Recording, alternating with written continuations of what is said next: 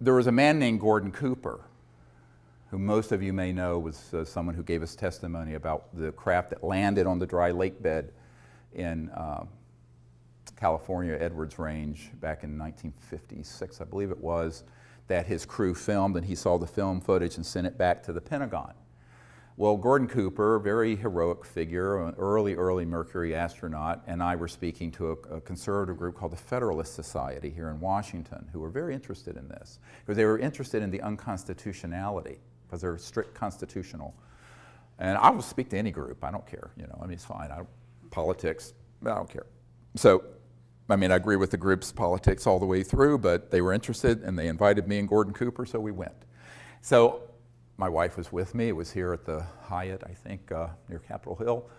And I was going, so I started talking to Gordon and comparing notes of people we had talked to within the system. And he had been asked by Secretary of Defense Cohen, C-O-H-E-N, who was Secretary of Defense for Bill Clinton. Bill Clinton, Secretary of Defense, had asked him directly to give him all the actionable intelligence, all the details needed about that landing event of a craft at the dry lake bed in 1956, because he wanted to see that footage. And he got back to Gordon Cooper and said, I can't find it. It's not accessible. It's in this unacknowledged project, and the Secretary of Defense. So there's another person proven out of the loop. So I started making a list of all the people who had been denied access, who by all rights absolutely must know if it's a legal program. Secretary of Defense, President of the United States, CIA Director, on and on and on. Then I end up, a couple years after this, getting invited to brief the head of the Defense Intelligence Agency, General Patrick Hughes.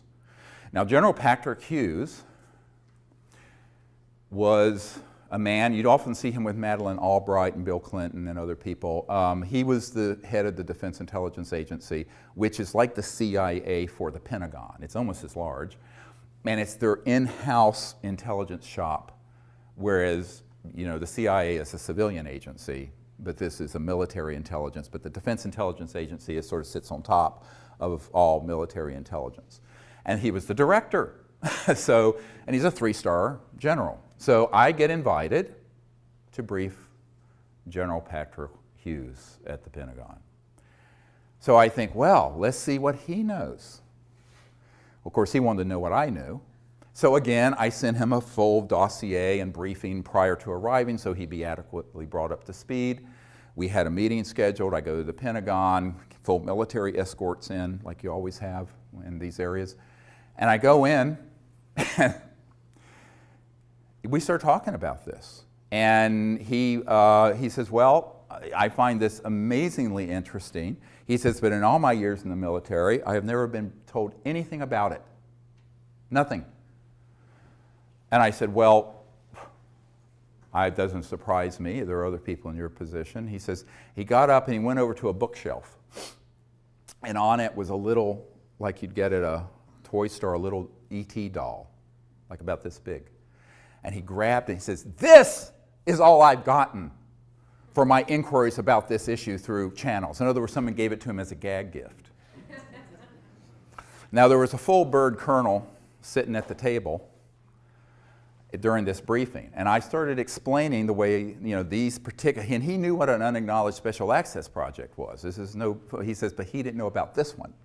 And he wasn't being, he says, well, I can't imagine that there are operations within the Defense Intelligence Agency that know about this, and they wouldn't tell me when I've asked. I said, well, they do. I mean, they lied to the president, they lied to the CIA director, and they'll lie to you. And the colonel visibly stiffened. Because I said at that moment, there are people on your senior staff who are tasked with this issue, but they don't want you to know for whatever reason. And this colonel stiffened. And my military advisor and I compared notes later. That guy was on the inside lying to the general. The colonel was zooming the general.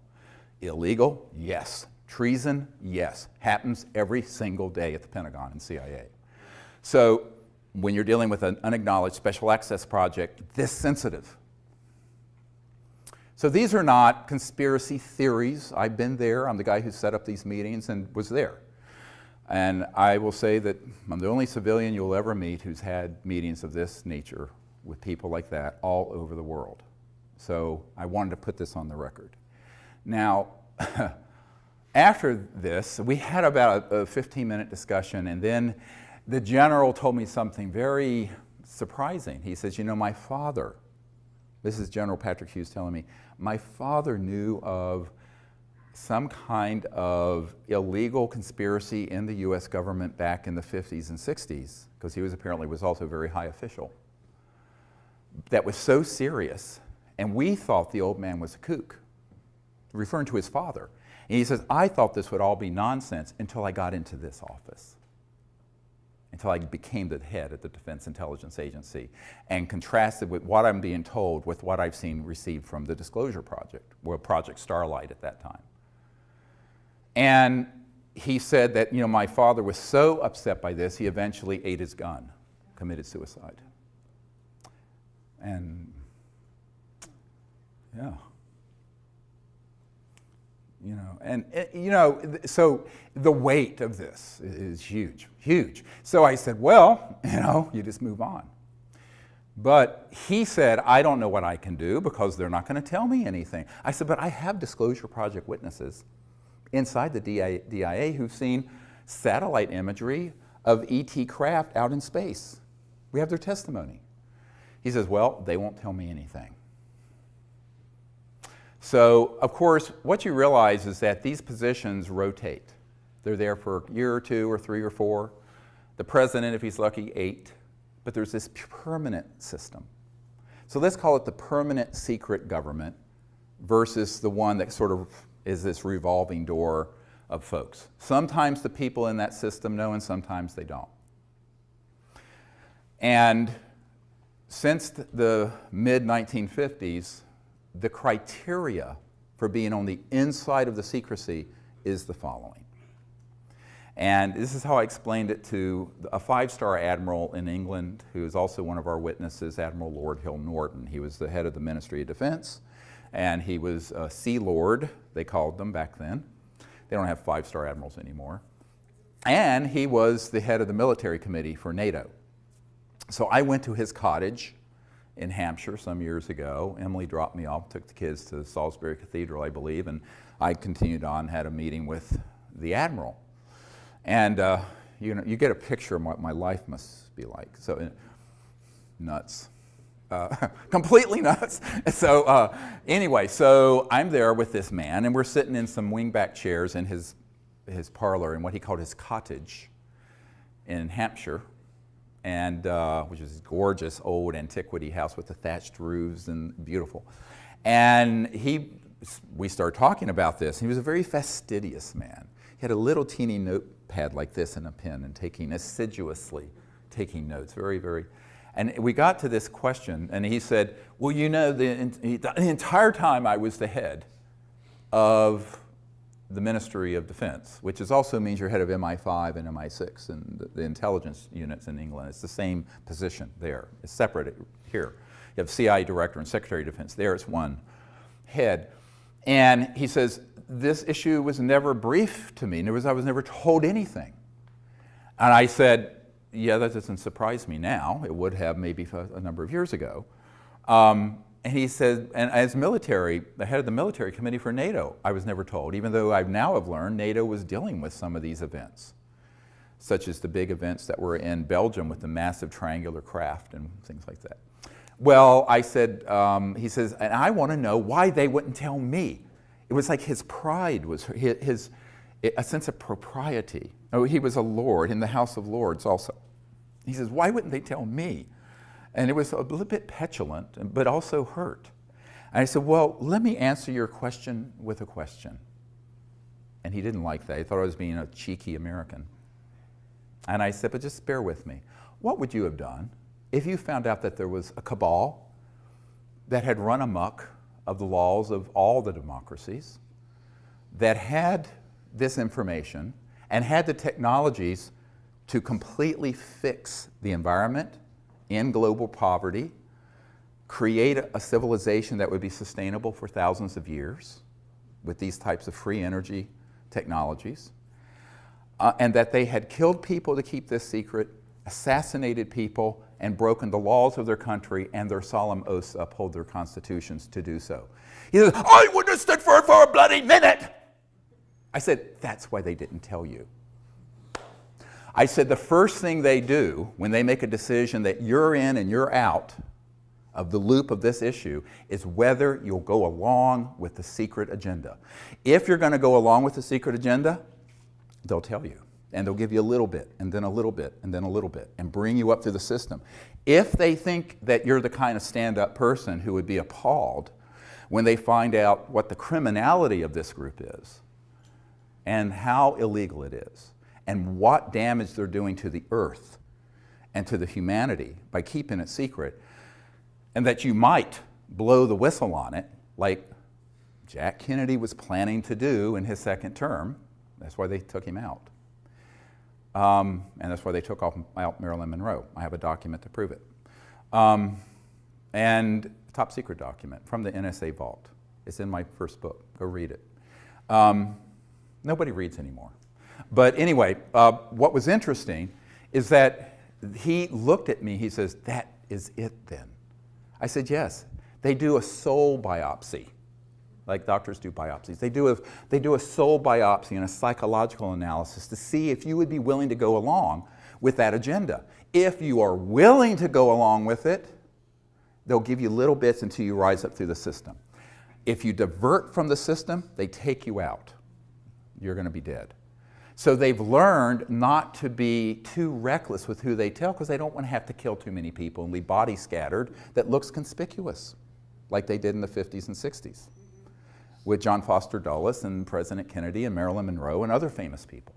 So I said, that's why it's managed this way. Now, you may have had a predecessor who was MOD head who came up through that system who knew all about these projects. So it doesn't have anything to do with your rank. It has to do with your values. It has to do with your willingness to go along with an agenda that is the most criminal, evil, dangerous agenda that any potentates have ever had in the history of the world that we know of. And that's what we're dealing with this super secret Magi group. And they are not going to be reckless in who they read into and pull into those projects. So that is something you have to understand. Now, let's fast forward to the congressional initiatives, which I began in the mid-90s. So I mentioned the chairman of the House Government Reform and Oversight Committee, Dan Burton. There was a man, many of you who were low income, like myself. I was very poor growing up. Probably went to college on something called a Pell Grant.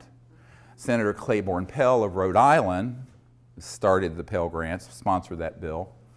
And he was at a meeting with the Noetic Sciences Institute, and I did a briefing for him and met with him there. And it was very interesting because he was chairman of the Senate Foreign Relations Committee. Very key committee, foreign relations. And he said, you know, I've wondered about this my entire career. We've made inquiries. We've never been given any information through channels. And he said, would you come to Washington and do a briefing for my staff? I said, well, sure, anytime I can come up. I was still living in North Carolina then. And he said, oh, wonderful. And then I looked at him and I said, you know, Senator, the problem with all this is that you're a good man who should be representing humanity to these visitors from interstellar civilizations. And you've been deprived of dealing with the ultimate foreign relations issue, interplanetary relations. And he looked at me through his horn-rimmed glasses and went, you know, Dr. Greer, I'm afraid you may be right. I said, well, I am. Very poignant moment, but that was the way it was. And then I met with Senator Dick Bryan of Nevada, whose home state has, of course, Nellis Air Force Base and the so-called Area 51. He had no knowledge of these projects. So I met with him in a kind of a clandestine little meeting at McCarran Airport in Las Vegas. He was flying in, I was flown in, put on one of those little beeping carts, taken to something that looked like a janitor's closet, opened it up, it was a VIP holding area, and I met with the senator. And we were talking about this. He says, I have never been told anything about this when we've gone into the secure, the SCIFs for the intelligence briefings. And so I provide a briefing to him. And it goes on and on and on and on. I mean, the numbers of people I personally briefed, you know, of course, you know, you probably all know about, you know, briefing, oh, I'm blocking on his name, the Kucinich, who ran for president in 2008. And Kucinich was very interested in this, but he wouldn't hold a hearing either, even when he was the chairman of the subcommittee for domestic government reform and oversight. He had had a sighting. Shirley MacLaine outed him during the campaign and embarrassed him. He's very supportive of disclosure. I have his information, I mean, we stay in contact, but he wouldn't hold a hearing.